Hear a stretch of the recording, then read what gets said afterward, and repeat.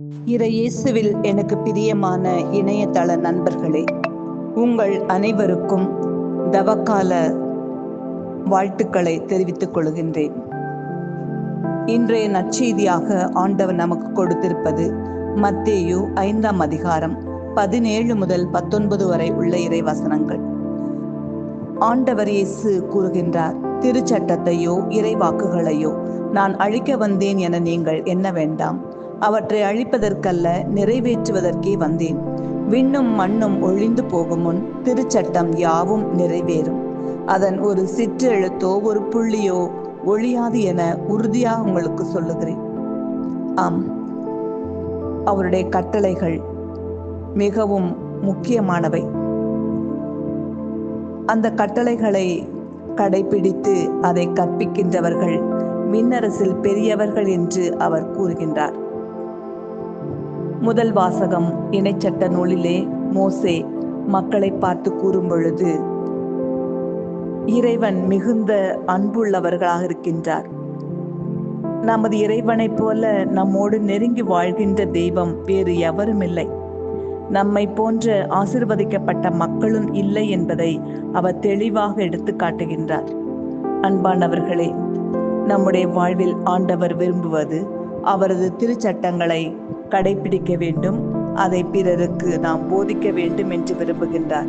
இந்த கட்டளைகள் கடினமானவை அல்ல. இறைவனை நேசிக்க வேண்டும், நம்மை நாம் நேசிப்பது போல பிறரையும் நேசிக்க வேண்டும் என்பதைத்தான் ஆழமாக அவர் எடுத்து காட்டுகின்றார். அவருடைய கட்டளைகளை நாம் அனுசரிக்கின்ற பொழுது அவருடைய ஆசீர்வாதம் என்றும் தங்கும் என்பதை நாம் அறிந்திருக்கிறோம்.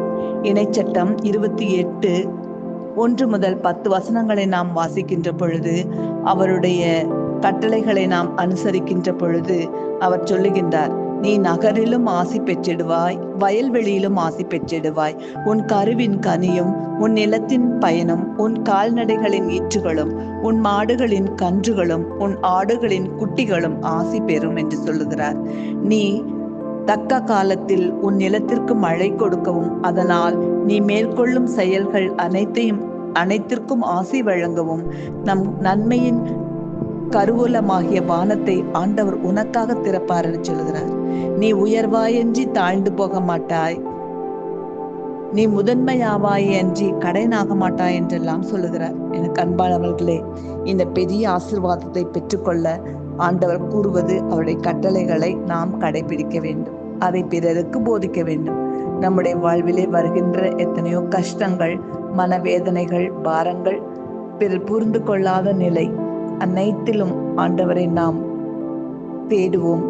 அவர் கொடுக்கின்ற அந்த வழிகளிலே நாம் வாழ்வோம். அவர் நிச்சயமாக நம் குடும்பங்களிலே, நம்முடைய தனிப்பட்ட வாழ்விலே அவர் நம்மோடு இருந்து நமக்கு எல்லா ஆசீர்வாதங்களையும் தருவார். ஜெபிப்போம்.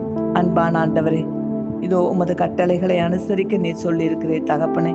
எங்கள் அன்றாட வாழ்வில் உம்மை ஆழமாக பின்பற்றக்கூடிய திடமான மனதை எங்கள் ஒவ்வொருவருக்கும் தந்தருளும். ஆமீன். தந்தை, மகன், தூய ஆவியின் பெயராலே ஆமீன்.